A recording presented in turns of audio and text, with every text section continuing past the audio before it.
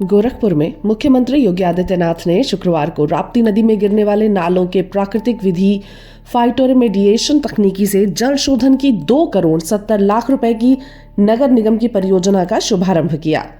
इस अवसर पर नागरिकों को संबोधित करते हुए मुख्यमंत्री योगी आदित्यनाथ ने कहा कि प्राकृतिक विधि से जल शोधन से नदी की शुद्धि के साथ करोड़ों रुपए की बचत भी होगी।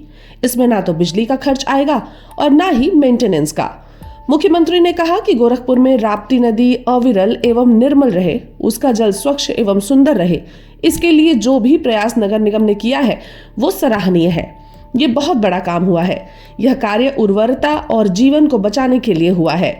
मुख्यमंत्री ने कहा कि महापुरुषों ने जल को जीवन माना है। प्रदूषित जल के कारण गोरखपुर के साथ पूर्वी उत्तर प्रदेश में 1977 से लेकर 2017 तक 50,000 मासूम बच्चे इंसेफेलाइटिस एवं वेक्टर जनित बीमारियों के कारण काल के गाल में समा गए। विषाणु जनित बीमारियों से होने वाली मौतों का कारण प्रदूषित जल और गंदगी था।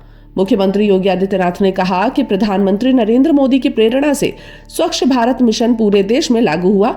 हर व्यक्ति को शुद्ध पेयजल की आपूर्ति के लिए शहरी क्षेत्र में अमृत मिशन और ग्रामीण क्षेत्र में जल जीवन मिशन प्रारंभ हुआ।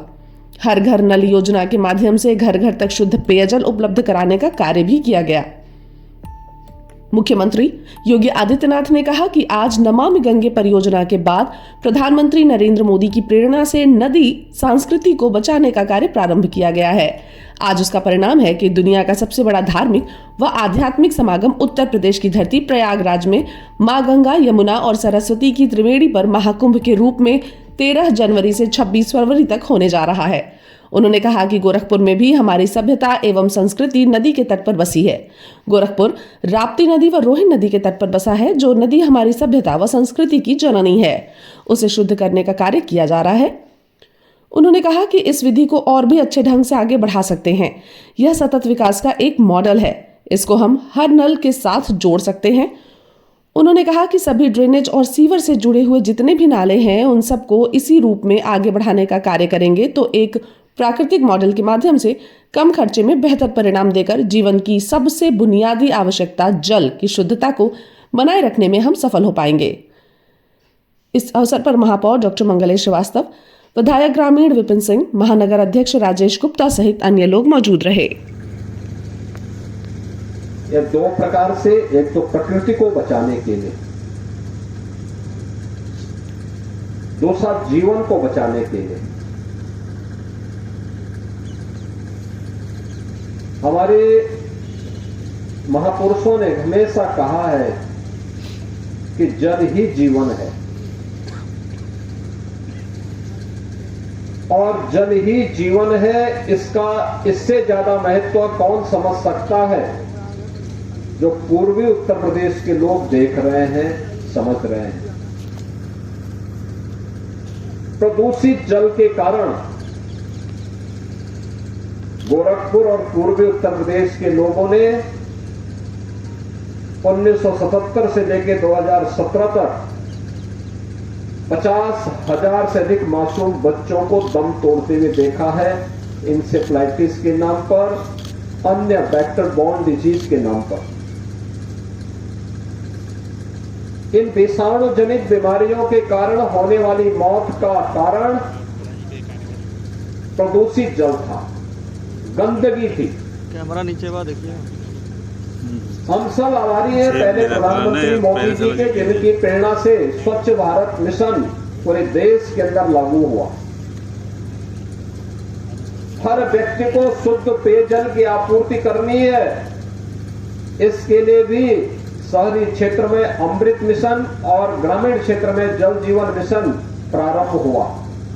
हर घर नल के माध्यम से घर घर तक शुद्ध पेयजल उपलब्ध कराने के कार्यक्रम प्रारंभ हुए।